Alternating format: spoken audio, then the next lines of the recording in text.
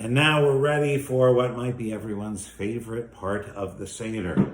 So we have had our second cup of wine. We are ready for the meal. Traditionally, we begin with a washing of the hands, a reminder of how important cleanliness and purity was, especially when we brought offerings long ago. And so this time, everyone would wash their hands according to tradition, and the blessing is Baruch atah Adonai Eloheinu melech haolam asher kiddushanu b'mitzvotav v'tzivanu al netilat yadayim. Blessed are you, Adonai, our God, ruler of the universe, who makes us holy through commandments and who commands us to wash our hands. And if you recite that slowly in Hebrew and English, that's about the right amount of time to properly wash one's hands in this time with all of the sickness that seems to surround us.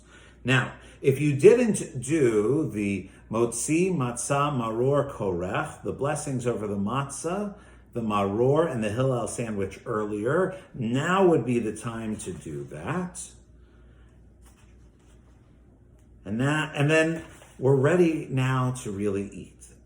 The two most famous words of the Haggadah, Shulchan Oreich, which means the table is set, the meal is ready, let's eat.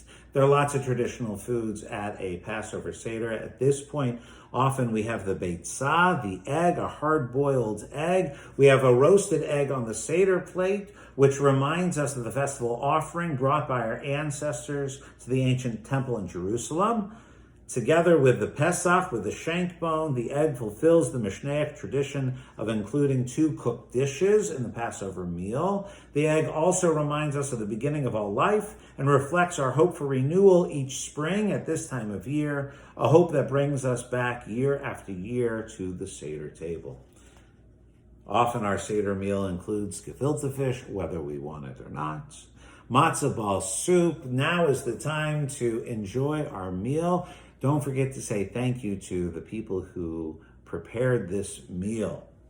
And so we'll take some time for you to eat your Passover Seder meal.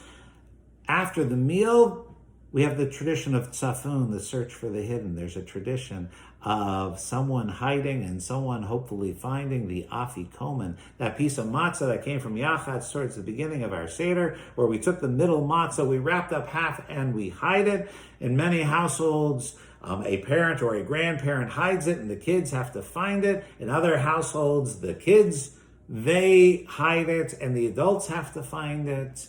We can't continue the Seder until the afikomen has been found. So again, we're going to encourage you to take some time, enjoy your meal, but I want to remind you, we're not done yet. Contrary to popular belief, the Seder continues after the meal and after the afikomen. I'll look forward to seeing you back here in just a little bit.